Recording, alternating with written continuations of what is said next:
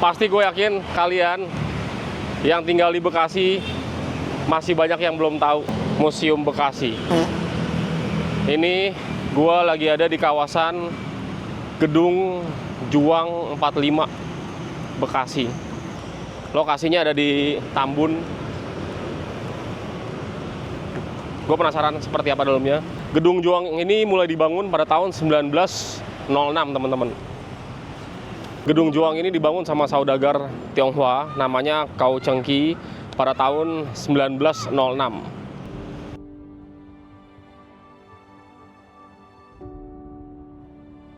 Tahap pertama pembangunan gedung ini dimulai pada tahun 1906 dan selesai pada tahun 1910. Wilayah ini disita dari keluarga Kouo pada tahun 1942 di tengah penjajahan Jepang. Pada saat Perang Kemerdekaan melawan Belanda, gedung ini dijadikan tempat pertahanan oleh para pejuang kemerdekaan. Seiring berjalannya waktu, gedung ini juga sering berganti-ganti fungsi. Tercatat pada tahun 1951 sempat ditempati oleh TNI Angkatan Darat, dan pada tahun 1962 sempat dijadikan tempat tahanan politik PKI. Dan sampai akhirnya pada tahun 2020 gedung ini dijadikan Museum Bekasi. Untuk area masuk ke Gedung Juang ini, dia melalui pintu samping ya.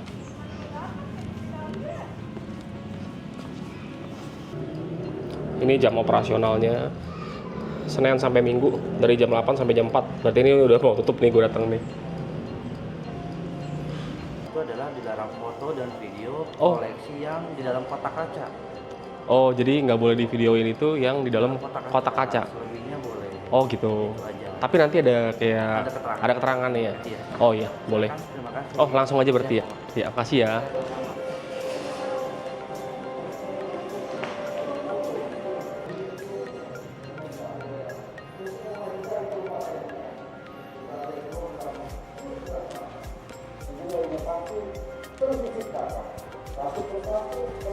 Oh, di sini kalian bisa tahu nih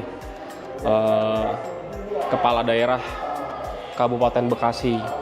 Ini nggak asing nih namanya nih, Dokter Neneng. Oh, ini ada keterangan tahunnya.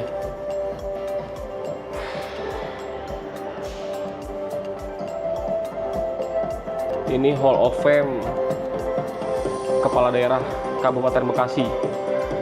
Wah, ini nggak asing juga nih, Kiai Haji Nur Ali. Dia dijadiin jalan ya, yang Kalimalang itu.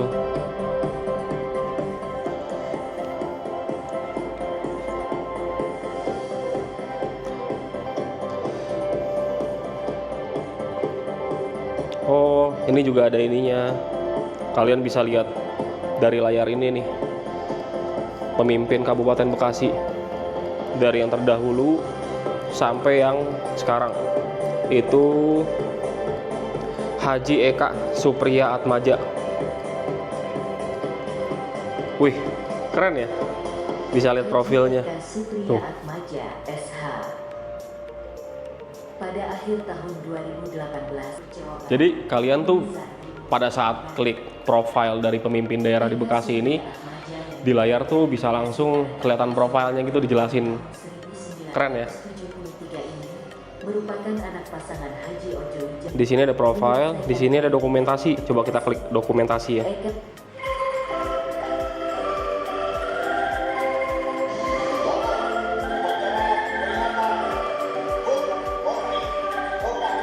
Keren ya. Ini interaktif sekali sih museum ini ya. Masa perundagian di Bekasi. Di Bekasi, bukti-bukti arkeologis dari masa prasejarah berasal dari masa perundagian yang dimulai pada 1000 tahun sebelum Masehi sampai tahun 500 Masehi. Oke, ini gue lupa matiin, gue matiin dulu deh. Di sini juga ada peta masa prasejarah 1000 tahun sebelum Masehi sampai 500 tahun Masehi ya. Misalnya nomor 5 ya. Nomor 5 itu ada Prasasti Cindang Hyang. Nomor 4 Prasasti Jambu. Nomor 3 Prasasti Kebon Kopi. Nomor 1 itu Prasasti Tugu nih. Wah, kayaknya boleh juga nih gue datang-datangin prasasti nih. Wih, keren juga guys tuh. Sangat-sangat interaktif loh ini. Masukin taruh tangan di sini. Nah, kalian bisa lihat nih peralatan yang dipakai sama manusia purba. Kawasan situs Buni. Keren ya. Ini anak-anak sekolah pada hobi ke museum gak sih? Seru loh museum zaman sekarang tuh. Bakal kubur pada kerangka manusia Buni. Oh, ini kerangka manusia Buni nih. Jadi objek-objek ini, objek-objek yang nggak bisa difoto itu sepertinya dilindungi ya. Ini asli. Ini gue kasih lihat, nggak gue kasih lihat, tapi gue bacain. Ya, tuh pecahan gerabah. Kurang lebih umurnya itu 2000 tahun teman-teman. Terus di sini juga ada beliung persegi ukuran pendek. Usianya 3000 tahun. Gila. Nah, sekarang kita masuk ke masa kerajaan Tarumanegara. Wah, seru nih udah masuk kerajaan-kerajaan nih. Awal berdirinya kerajaan Tarumanegara. No, para ahli sepakat bahwa di Pulau Jawa kerajaan Tarumanegara merupakan salah satu bentuk pengaruh kebudayaan India dari sistem politik dan sistem sosial. Dari sumber yang cukup terbatas, baik sumber dalam negeri, prasasti, artefak, dan lain-lain, maupun luar negeri, berita-berita dari China, diperkirakan bahwa kerajaan Tarumanegara berdiri pada abad ke-5 Masehi. Prasasti tinggalan kerajaan Tarumanegara tersebar di wilayah Jakarta, Pandeglang, Banten, Bogor. Nah, ini wilayah kekuasaannya nih. Tuh, dari Pandeglang sampai apa nih? Pasir Awi. Ini penuannya prasastinya ya.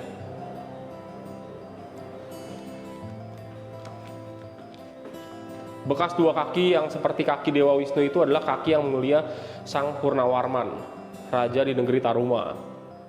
Ini ada di salah satu prasastinya, prasasti Ciareten, itu ada jejak kakinya Raja Purnawarman. Serbuan Mataram ke Batavia. Bekasi di bawah kerajaan Sumedang Larang. Sumedang Larang menganggap dirinya sebagai pelanjut kerajaan Sunda karena Prabu Gesan Ulun menerima mahkota Binokasih dari 4 kandaga lantai kerajaan Sunda. Ini banyak sekali kosakata yang gue tidak mengerti ya.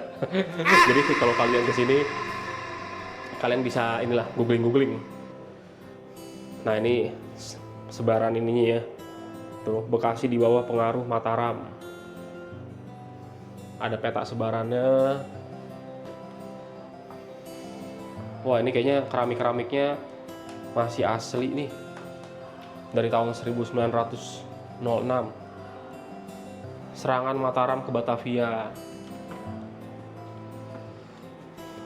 Ini Bekasi abad ke-8 hingga abad ke-16, sampai ke abad 16. Pada masa kerajaan Galuh terjadi peristiwa Bubat yang berawal dari keinginan Raja Hayam Wuruk untuk mempersunting Dyah Pitaloka, putri Prabu Linggabuana Maharaja Galuh. Ini ada kayak semacam simulasinya.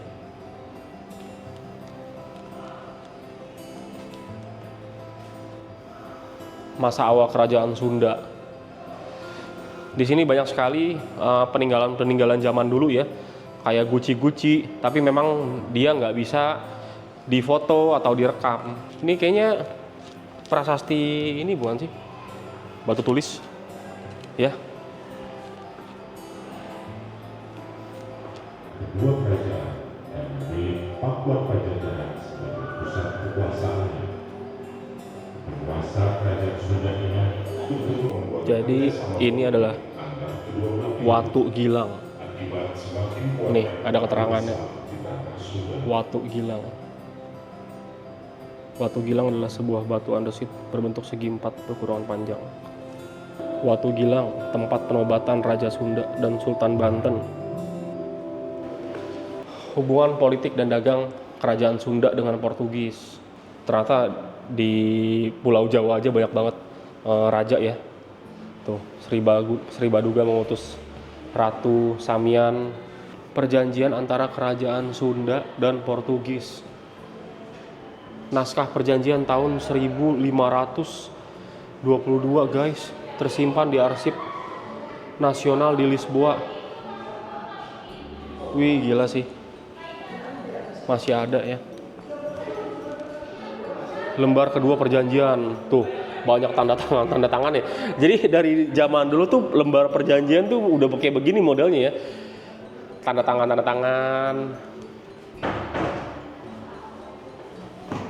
Tangga-tangganya masih asli, ubinnya juga ya. Tapi kesini pakai sepatu gak sih Pak? Boleh. Dia 2 lantainya aja tinggi sekali ya. Beda kayak rumah-rumah zaman sekarang. Ini juga ya. Masih peninggalan. Dilarang membuka pintu. Wah, itu kayak ada kafe. Apa itu? Kafe apa ya? Boleh juga nanti ngopi di situ. Ini adalah ringkasannya mungkin ya. Museum Gedung Juang 45 Bekasi. Hall of Fame, Hall masa prasejarah, Hall masa kerajaan Tarumanegara, Lorong Serbuan Mataram ke Batavia, Hall kerajaan Sunda, dan hubungan politik dengan Portugis. Ini sekarang kita masuk ke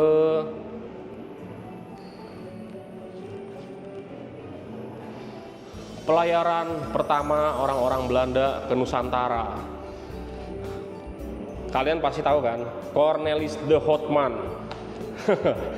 Dulu pasti yang zaman-zaman sekolah masih SD SMP pasti tahu dong, Cornelis de Houtman. Dan anak buahnya mendarat di Banten pada 22 Juni tahun 1596. Mereka diterima oleh penguasa setempat yang pada lukisan di atas didampingi oleh para pejabat kerajaan. Ini ilustrasinya nih, Cornelis de Houtman. Ini kita bisa interaksi juga gak ya sama layar ini? Oh nggak bisa, ini nggak bisa dipencet. Tuh, kalian bisa lihat peta-peta zaman dulu ya. Ini mungkin kapal yang dipakai ya. Iya, ini kapal yang dipakai sama si Cornelis de Houtman. Pada 1602, Staten General Republik Kesatuan 7 Provinsi mengesahkan berdirinya VOC dengan tujuan mengamankan kepentingan-kepentingan perdagangan Belanda di Nusantara, mengirim rempah-rempah dari Nusantara. Oh, isi hak oktroy VOC melakukan monopoli perdagangan rempah-rempah di wilayah antara Tanjung Harapan sampai Selat Magellan, termasuk Nusantara, merekrut pegawai atas dasar sumpah setia, membentuk angkatan perang, melakukan perang, membangun benteng, mengadakan perjanjian di seluruh Asia, dan mencetak serta mengeluarkan mata uang. Luar biasa sekali nih VOC ya. Setelah gagal menjadikan Banten sebagai pusat aktivitas perdagangan VOC di Nusantara, Jayakarta dijadikan sebagai pusat perdagangan seiring dengan pendirian kantor dagang VOC tahun 1610. Wah, ini lukisan Batavia tuh, tahun 1620. Jan Pieterszoon Koen. VOC menegaskan bahwa seluruh pesisir pantai utara Pulau Jawa berada di bawah kekuasaannya sehingga menjadi daerah hukum VOC. Tuh, Dehan, Raffles 1982, Van Res ini 1982. Nah, ini timeline-nya ya.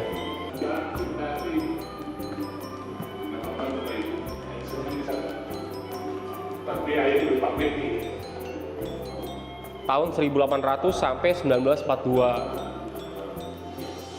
Nah, di sini kalian bisa cari tahu nih, belajar. Seru ya museum itu. Wow, Karawang, Bekasi. Tuh.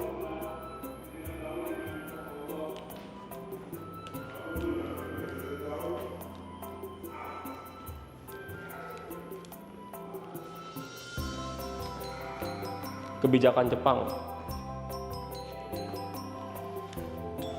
Masa pergerakan nasional 1908 sampai 1942. Masa pendudukan Jepang tuh dari tahun 1942 sampai 1945. Oke, kita udah ke arah keluar museum ya. Gimana guys? Keren nggak tempatnya? Gedung ini atau rumah ini sekarang udah jadi alih fungsi ya. Jadi museum. Pada tahun 2020 itu diresmikan sebagai Museum Bekasi. Gimana? Kalian tertarik gak ke sini? Keren. Ini pas di sebelah museum itu ada cafe My Kopi O. Karena gue belum ngopi, kita cobain ngopi di sini yuk.